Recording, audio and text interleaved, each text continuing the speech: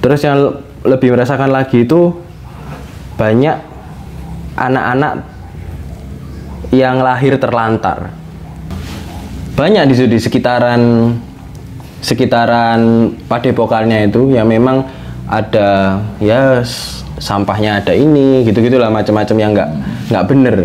Berarti nggak dirawat ya anak-anak yang hasil dari hubungan spiritual itu ya? Iya. Anak-anak hasil dari hubungan. Itu dia.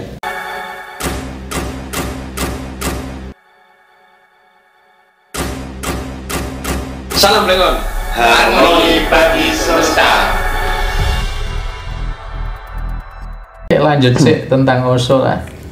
Osho, nek mau ngomongnya Osho itu termasuk kelompok-kelompok satu sekte, satu aliran dengan kelompok-kelompok yang memang kan banyak dari Eropa yang masuk ke India. Itu tujuannya cuma pengen ketemu Osho dan pengen mendapatkan pencerahan secara bebas. Pencerahan secara bebas. Iya kan? Ya salah satunya kebebasan. Ya mau nggak mau ikut yang disorot adalah kebebasan tentang seks itu. Iya, iya. Itu berhasil apa enggak metodenya Osho itu? Kalau menurut yang berhasil menggemparkan dunia.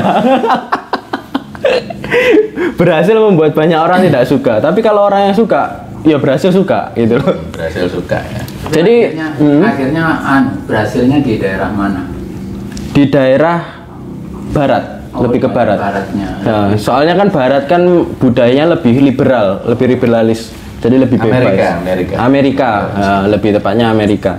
Jadi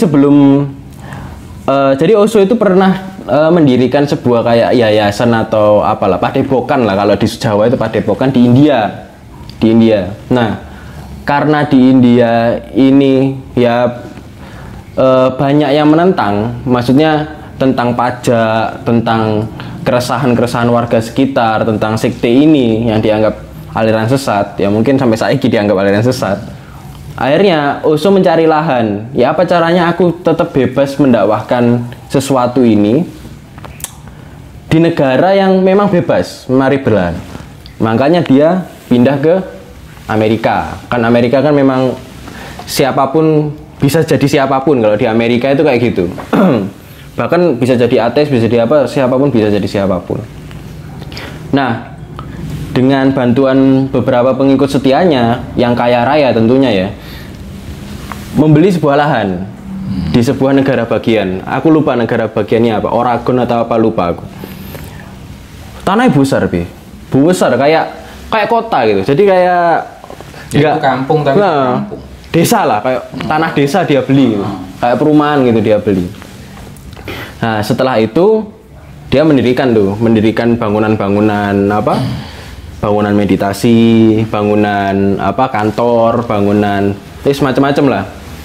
Nah, kondisinya di situ di negara bagian itu adalah penduduk dominasinya itu orang-orang yang lansia, yang lanjut usia, yang memang istirahat di situ. Maksudnya menikmati masa mudanya, menikmati masa tuanya di situ.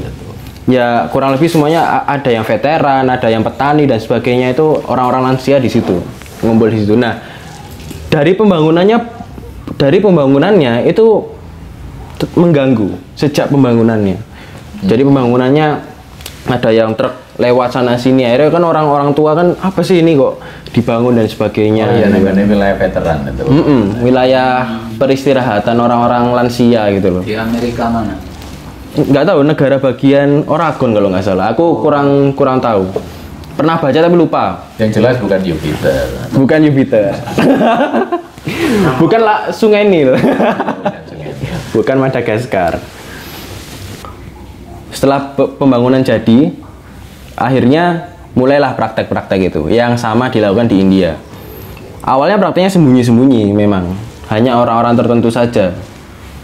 Tapi lambat laun Osho menyadari, bukan Oshonya sih, pengikutnya menyadari bahwa kalau kita terus begini kita nggak bisa berkembang. Kita harus seenggaknya menguasai negara bagian. Nah, dengan cara apa? Ya dengan cara politik, geografis, terus perdagangan, bisnis dan sebagainya. Sempat membangun hotel waktu itu untuk pariwisata di sana. Kelompoknya Osho dan restoran waktu itu.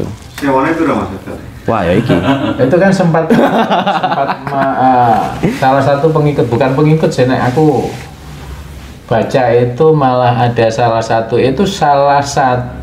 wanita yang membesarkan kelompok itu, salah satu wanita yang membesarkan sekte itu ya, sing jaremu sugih, yang katamu kaya itu kan seorang wanita kan. Iya. Namanya Sheila wanitanya. Itu kayak lagu ya, Sheila saat ini ku takkan Sepia.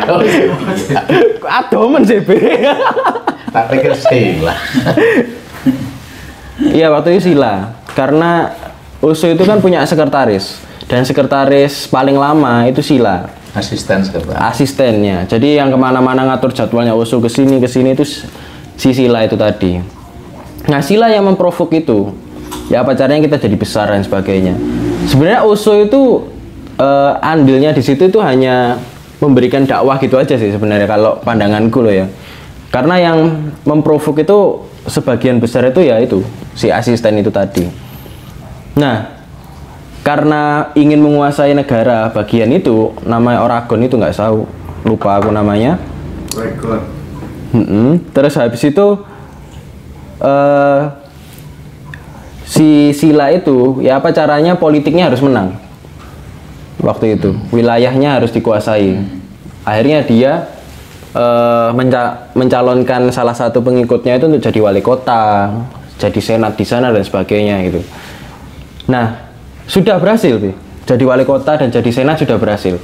Nah, tapi kurang puas kalau cuman negara bagian. Aku pengennya itu lebih luas lagi. Nah, untuk lebih luas lagi itu kita harus punya suara-suara yang lebih banyak.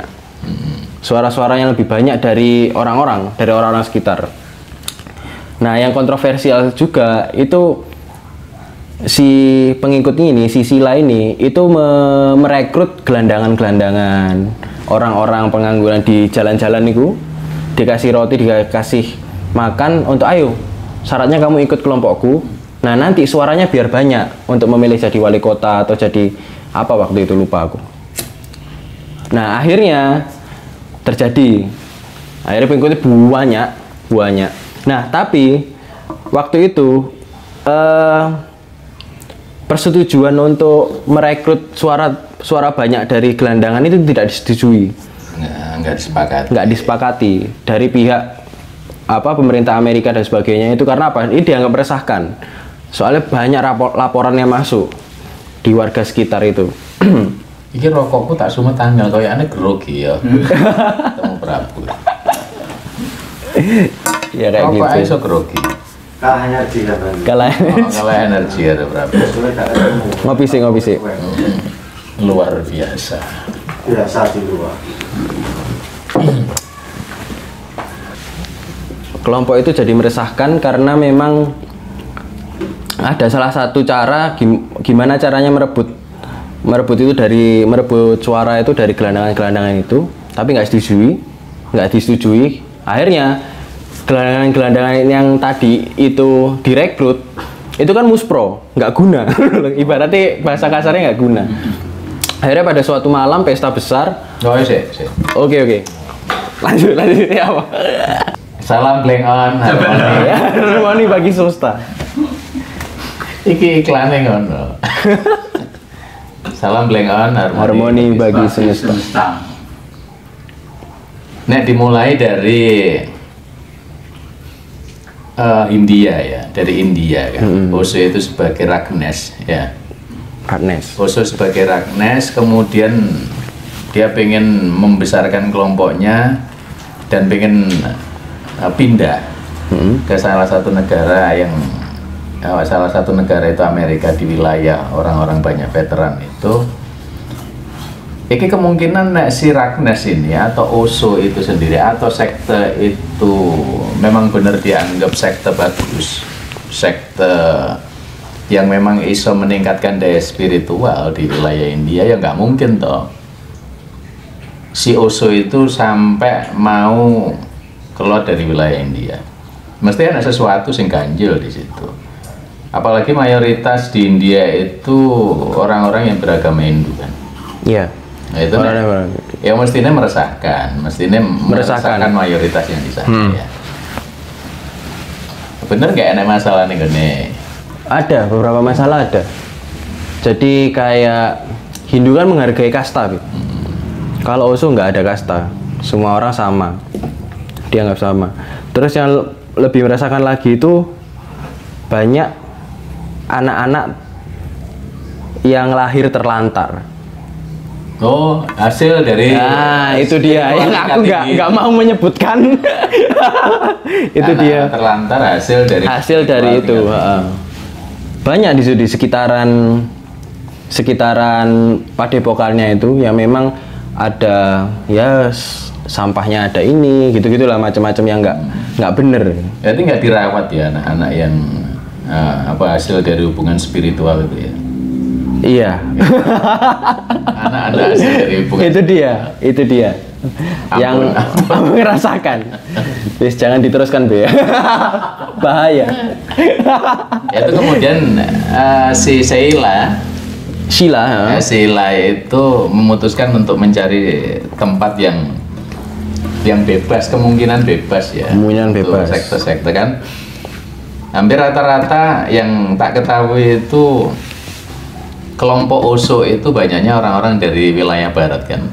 Iya. Ya orang-orang yang memang ya khususnya anak-anak muda yang memang haus akan kebebasan spiritual kan itu.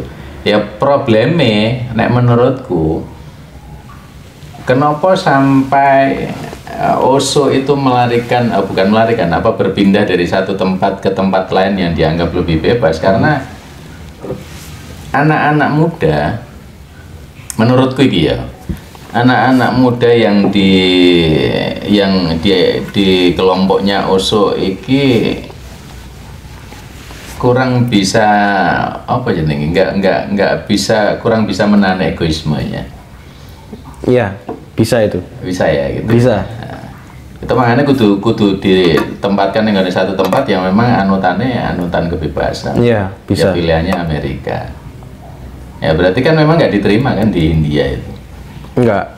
Karena ya ada ya bener. Karena anak muda, banyak anak muda dan ego anak muda kan ya kayak gitulah yang kita tahu ya.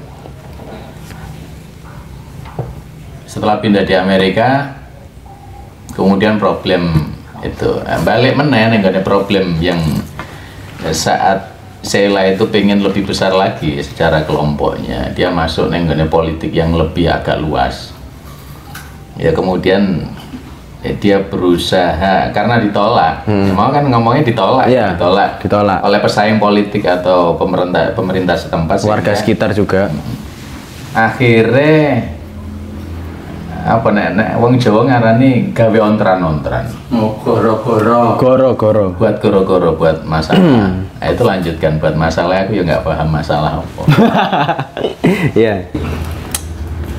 Tadi dilanjutkan ya ceritanya bahwa si para pengangguran dan orang-orang yang direkrut dari jalan-jalan itu dikumpulkan di suatu malam berpesta dengan minuman dan sebagainya, terus makanan dan sebagainya. Besoknya mereka ditemukan